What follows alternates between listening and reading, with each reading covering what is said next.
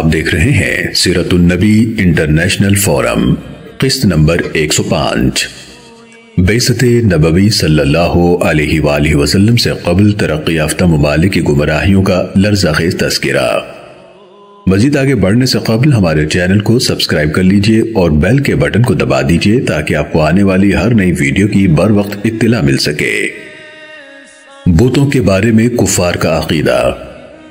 اپنے بتوں کے بارے میں کفار کو جو عقیدہ تھا، آیات قرآنی نے اسے جا بجا وضاحت سے بیان کر دیا ہے۔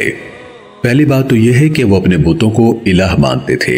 یہ چیز ان کی سمجھ میں نہیں آتی تھی کہ ایک ذات کائنات کے گوناگوں انگنت امور کا احاطہ کیوں کر سکتی ہے۔ نظام عالم کو چلانے کے لیے ان کے نزدیک یہ ضروری تھا کہ متعدد خداؤں کو تسلیم کرے، کوئی تخلیق و آفرینش کا کام کرے، کوئی رزق رسانی کی ذمہ داری سنبھالے، کوئی بیماروں کو صحت دے، کوئی مفلوق الحالوں کو غنی کرے، کوئی کمزوروں کو طاقتور بنائے، کسی کی ذمہ داری جنگوں کا فیصلہ کرنا، کسی کو شکست سے دوچار کرنا اور کسی کو فتح و کامرانی سے ہمکنار کرنا ہو، کوئی خدا بارش برسانے والا ہو، کوئی کھیت اگانے والا اور کوئی اولاد دینے والا، کوئی خدا زمین کے ہر لحظہ تغیر پذیر احوال پر نظر رکھنے والا ہو اور کوئی عالم بالا کے نظم و نسق کو برقرار رکھنے والا ہو۔ ان کے نزدیک یہ بات عقل کے خلاف تھی کہ ایک ہی ذات ان متنوع اور متضاد قسم کی ذمہ داریوں اور فرائض کے انجام دہی سے عہدہ براں ہو سکتی ہے۔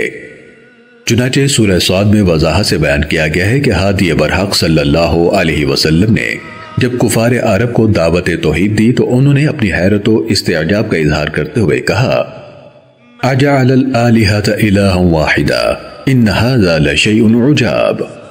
کیا اس نے سب معبودوں کو ایک ہی معبود بنا رکھا ہے؟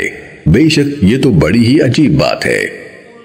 اب بھی اگر کوئی شخص کفار عرب کی طرح اللہ تعالیٰ کی ذات کے سوا کسی کو الہ تسلیم کرتا ہے، خواہ وہ شخصیت کوئی جلیل القدر انسان ہو یا رفیع المرتبت فرشتہ ہو، تو ایسا شخص عقیدہ توحید سے محروم اور دائرہ اسلام سے خارج ہو جاتا ہے۔ قرآن کریم نے بار بار یہ تصریح کی ہے کہ کفار اپنے بتوں کی عبادت کیا کرتے تھے۔ اللہ تعالیٰ کے بغیر کسی اور کی عبادت کرنا بھی شرک اور کفر کی ایک قبیح ترین صورت ہے جو کسی مسلمان کو زیب نہیں دیتی۔ آج بھی اگر کوئی کسی مقدس ترین ہستی کی، خواہ وہ انسان ہو یا نوری فرشتہ، اس کی عبادت کرتا ہے تو وہ مشرک ہے اور دائرہ اسلام سے خارج ہے۔ یہ ملحوظ رہے کہ عبادت اور تعظیم دو الگ الگ چیزیں ہیں۔ تعظیم و تکریم تو اللہ تعالیٰ کے محبوب بندوں کی بھی کی جا سکتی ہے، بلکہ عین ایمان ہے، لیکن اس کی ذات کے سوا کسی کی عبادت ہرگز روا نہیں۔ کفار کا اپنے بتوں کو الہ کہنا اور ان کی عبادت کا اقرار، بلکہ اس پر ان کا اصرار، ان کے مشرک ہونے کی ناقابل تردید دلیل ہے۔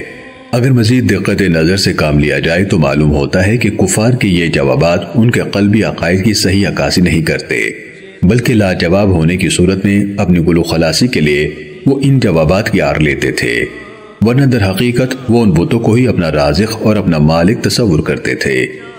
قرآن کریم میں ان سوالات اور جوابات کا ذکر متعدد مقامات پر کیا گیا ہے جن کے مطالعے سے یہ حقیقت آشکار ہو جاتی ہے کہ مشرکین کے یہ جوابات ان کے عقیدے کی صحیح عکاسی نہیں کرتے، بلکہ وہ اپنی بے بسی اور لاجوابی کو چھپانے کے لیے یہ جوابات دیا کرتے تھے۔ ان میں سے چند سوالات و جوابات اپنے ناظرین کے لیے پیش خدمت ہیں۔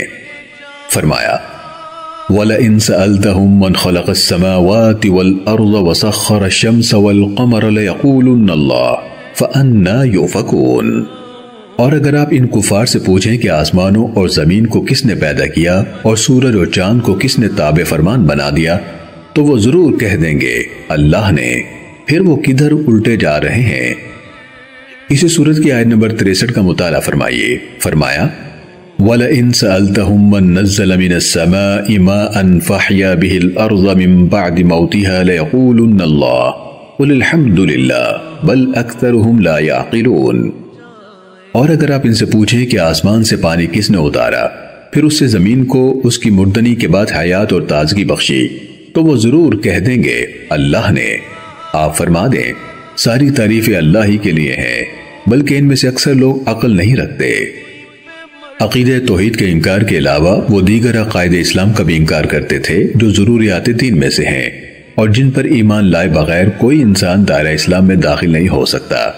مثلا حضور فخر موجودات صلی اللہ علیہ وآلہ وسلم کی نبوت کا انکار، قرآن کریم کے کلام الہی ہونے کا انکار، قیامت کے وقوع پذیر ہونے کا انکار وغیرہ وغیرہ۔ سب سے بڑا اعتراض انہیں قیامت کے برپا ہونے پر تھا۔ وہ کہتے کہ جب ہم مٹی میں مل کر مٹی ہو جائیں گے اور سینکڑوں بلکہ ہزاروں صدیاں بیت جائیں گی اور ہوا کے جھونکے ہماری خاک کے ذروں کو بھی عالم کی وسعتوں میں بکھیر کر رکھ دیں گے، تو پھر ان کو جمع کرنا، پھر ان میں روح پھونکنا، پھر ان کو جواب دہی کے لیے اپنے سامنے پیش کرنا، کیا عقل سلیم ان انہونی باتوں کو تسلیم کرتی ہے؟ اور جو شخص ان محال باتوں پر ایمان لانے کی ہمیں دعوت دیتا ہے، کیا ہم اس کو اپنا راہبر تسلیم کر لیں؟ ناممکن۔ اہل مکہ میں بلکہ سارے جزیرہ عرب میں بت پرستی کی وبا اس طرح عام تھی کہ ہر اہل خانہ کا الگ بت ہوا کرتا تھا، جسے وہ اپنے گھر میں ایک محترم جگہ پر سجا دیا کرتے اور جس کی وہ پوجا پاٹ کیا کرتے۔ ان میں سے اگر کوئی شخص سفر کے لیے جاتا تو اپنے بال بچوں کو الوداع کہنے کے بعد آخری کام وہ یہ کرتا کہ گھر سے نکلنے سے قبل وہ اس بت کو برکت حاصل کرنے کے لیے چھوتا، اور جب سفر سے واپس آتا تو سب سے پہلا کام یہ کرتا کہ اس بت کی خدمت میں حاضر ہو کر آداب بندگی پر جلاتا۔ اثناء سفر اگر وہ کسی جگہ قیام کے لیے اترتا تو ارد گرد بکھرے ہوئے پتھروں میں سے 4 پتھر چن کر لاتا، ان میں سے جو پتھر خوبصورت ہوتا اس کو اپنا رب بنا لیتا اور 3 پتھروں سے اپنا چولہا تیار کرتا۔ وہ ان بتوں کے لیے ان بتوں کے نام لے کر جانور ذبح کرتے اور ان جانوروں کو ذبح کر کے ان بتوں سے تقرب کے امیدوار ہوتے۔ سیرت النبی صلی اللہ علیہ وآلہ وسلم کی یہ قصہ دیکھنے کا شکریہ۔ اسے دوسروں تک پہنچا کر صدقہ جاریہ کا حصہ بنیے۔ کسی بھی قسم کی غلطی پر ہم اپنے پروردگار کے حضور معافی کے خواستگار ہیں، اپنی اصلاح کے لیے شکر گزار ہوں گے اور آپ کی پرخلوص دعاؤں کے طلبکار ہیں۔ جزاکم اللہ خیرا کثیرا۔ مزید آگے جاننے کے لیے دیکھتے رہیے سیرت النبی انٹرنیشنل فورم۔